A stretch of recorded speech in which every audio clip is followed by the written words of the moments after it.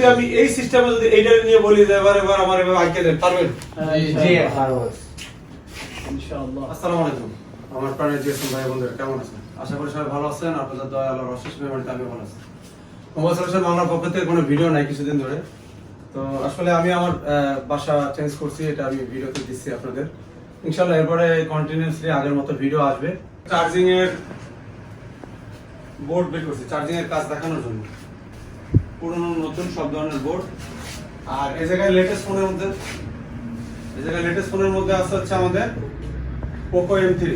মানে দোকান আছে কার কার একটু হাত তোলেন তো, যাকে যাকে দোকান আছে একটু হাত তোলেন।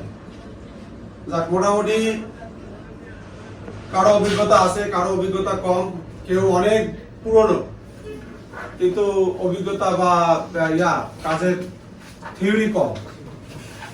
তো এখন আমরা এই জায়গায় চার্জিং এর যে বিষয়টা আপনাদের একটু খেয়াল করি। এই দেখেন এই ক্লাস আমি কলেজ 3-4 দিন আগে নিছি মনে হয়, নাকি তার আগে পরে 3-4 দিন আগে নিছি। তারা মনে করছে মনে এটা শেষ। হঠাৎ করে যখন আমি আবার এটা রিটার্ন আসছি, সত্যি কথা বলতে কি এই যে ভিডিওতে আমরা যেভাবে আপনাদের দেখাই, ঠিক আছে, সাদ্দাম ভাই কাছে অনেকে ট্রাস্ট করে আসেন, ভালোবাসে আসেন। আসলে ভিডিওতে যেরকম দেখাই আর যখন আমরা একটা কাজ করি এত সহজ মনে হয়? সত্যি কথা বলেন তো, এত সহজ মনে হয়? মানে এই জায়গাতে একটা লাইন মিসিং আছে, এই জায়গাতে একটা জাম্পার দিয়ে দিল ভিডিওতে, আর ডিসপ্লে গ্রাফিক্স চলে আসলো, নতুন একেবারে হাততালি দিল। কাজ কি এরকম? আর তার সামনে একটা মাইক্রোফোন নিল, হ্যাঁ এরকম কাজ আমি জীবনে দেখি না, এত সুন্দর কাজ, আমি অনেক কিছু শিখে ফেলছি। মনে হয় না সে সময়? আসলে বাস্তবতা এরকম না, ঠিক আছে? সবাই আসলে এই কথাগুলো বলে না, বাস্তবতা এরকম না। এগুলো হচ্ছে টেকনিক্যাল কাজ, এগুলো কিন্তু মেধা পরিশ্রম দুইটাই লাগে। এমন না যে আপনি আইসে যার কাছে বসবেন আর আপনার সে দেখায় দিলে আপনি এক মাসে অনেক বড় কিছু হবেন, সেজন্য আপনারা পরিশ্রম করা লাগবে। তো যাই হোক, অলরেডি আমি 10-12 দিন হয়েছে, হওয়ার পরেও আজকে আমি যখন ধরলাম পুরোনো ক্লাসগুলো, তো দেখলাম যে অবস্থা ভালো না। তো এই জন্য আমরা আলটিমেটাম দিচ্ছি কয়দিনে? 2 দিন। মানে আজকের দিন তো ক্লাস হবে শুক্রবার, তারপরের দিন আমার আবার এগুলো বুঝাই দিতে হবে। আমি বলছি যে আইসি একটা সিক্রেট ফান্ডা আছে, সেটা কি জানো? কে বলতে পারবেন? কারা বলতে পারবেন আইসিএসসি যে সিক্রেট ফান্ডা? সহজ জিনিস আর কি। তো অনেক কিছু সহজ জিনিস দিয়ে অনেক কঠিন কাজ হয়।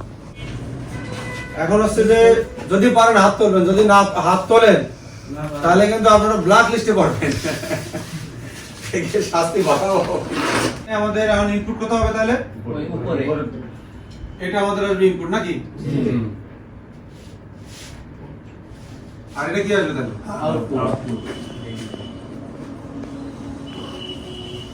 এই এক ধরনের ডিভাইডার নাকি? আপনারা কাজ করছেন এইভাবে, কেউ চিন্তা ভাবনা করে কাজ করছেন আগে পরে? না। এখান থেকে আউটপুট নিতে পারে কোম্পানি চাইলে নাকি? কোম্পানি চাইলে দুই জায়গা থেকে আউটপুট নিতে পারে। আবার আরো এক সিস্টেম পাই, এই সিস্টেম আরো এক সিস্টেম পাই। এবার কাহিনী কি, কোম্পানি কি করে ইনপুটটা এই জায়গাতে দেখায়। কোন জায়গাতে দেখান তো মনে নাই? সার্কিটে দেখাইছিলাম না, সেটা না, এই ইনপুটটা এই জায়গাতে ঢুকাইছিল, কিন্তু কোম্পানি অনেক সময় এখানে না দিয়ে অন্য জায়গাতে দেয়। আমরা দেখাইছিলাম হ্যাঁ এই জায়গাতে দেয়, এই জায়গাতে দেয় ইনপুট। কি দেয়? এই দেয় ইনপুট। তাহলে এই জায়গাতে ইনপুট দিলে কি হয়? এখান থেকে উল্টো আউটপুট বের হয় নাকি? আউটপুট দিলে এই ঘুরে ফিরে একই কথা। আবার এখান থেকে একটা আউটপুট বের হয়, মাঝখানে ঢোকাই দিতে হবে। এই বুঝছেন? ইনপুট সিগন্যাল দেওয়ার জন্য ইয়া লাগবে না, ট্রানজিস্টর। হ্যাঁ ওটা আনবো আমরা, সিস্টেমটা বুঝাইলাম, বুঝছেন? আচ্ছা, পুল আপ রেজিস্টার কি ভোল্টেজ কমায়? আমরা যে R9 R13 যে সার্কিটটা শিখেছিলাম, R9 R13 থেকে সার্কিটেতে যে কিভাবে ওটা টেম্পারেচার হাইতে কাজ করে, আর বিগির থেকেও কোন সিস্টেমে কাজ করে দেখাইছিলাম। এইটা এই বলা আছে যে আমাদের যে পুল আপ যে রেজিস্টার 51K, ওটা মনে আছে আপনাদের? মনে আছে?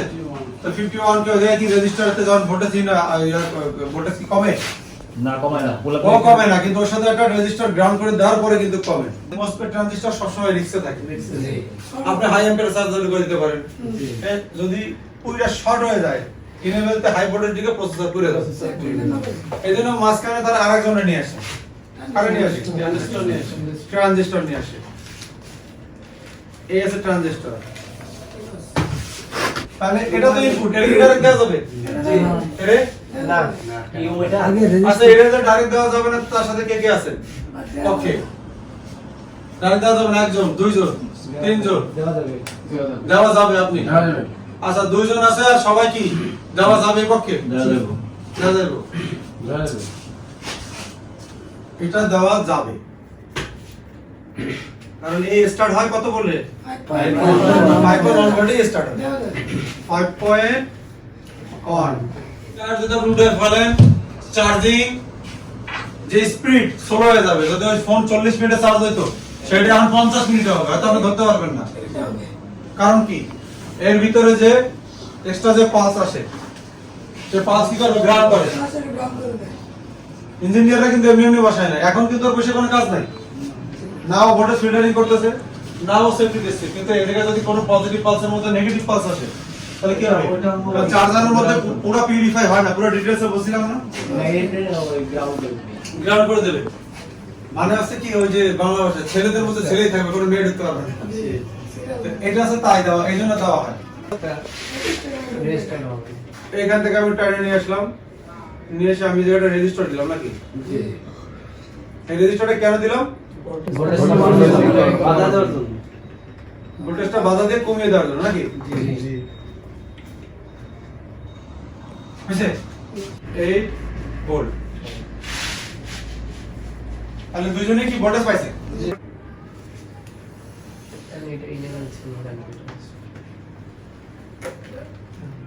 বুঝছে? পাওয়ার সেকশন, পাওয়ার এসে আনি তাহলে আমরা জানা কি?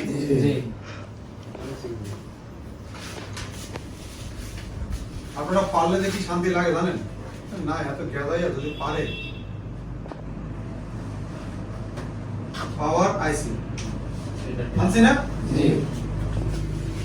এবার হচ্ছে কি, আমাদের ডিভাইডার আছে, আমরা এরই নেই, প্রথমটাই নেই নাকি? এবারে পাওয়ার আইসি এত কাহিনী যে ঘটছে, জানে নাই কেটা, বুঝতে পারে নাই কেটা? সিপিইউ তো পাওয়ার আইসির মাধ্যমে সিপিইউ বুঝবে, ঠিক আছে? তো এত কাহিনী করছে, সিপিইউ তো জানে না, তাহলে আপনি চার্জার লাগাইলে নো কিছু জানলেই না, ডিটেক্ট করবে না। 1.4 বেশিরভাগ ক্ষেত্রে এর মধ্যে থাকে। এটা আসলেই সাথে সাথে এই কি জানলো যে না আমার চার্জার ইন হয়ে গেছে, সাথে সাথে ও কি করবে? ওই সিগন্যালে আউটপুট করবে।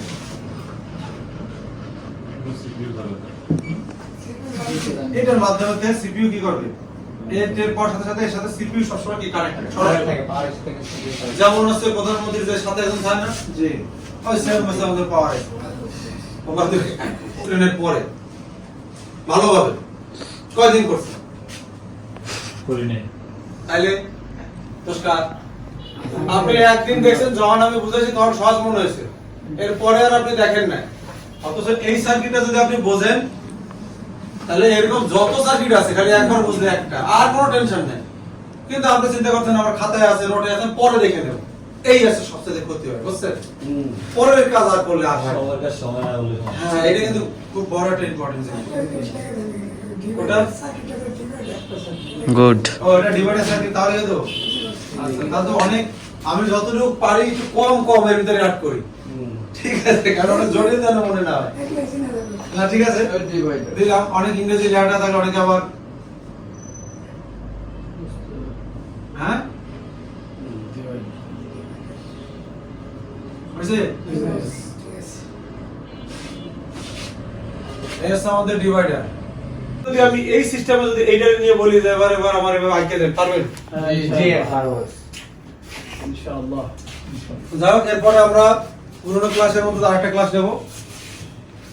তো এটা ছিল আমাদের ইউটিউবের জন্য এতটুকুই। এর পরের যে ভিডিও থাকবে ইনশাআল্লাহ খুব তাড়াতাড়ি আসবে। সবাই আমাদের ঈশ্বর ভাইদের জন্য দোয়া করবেন। সবাই ভালো থাকবেন। আল্লাহ হাফেজ।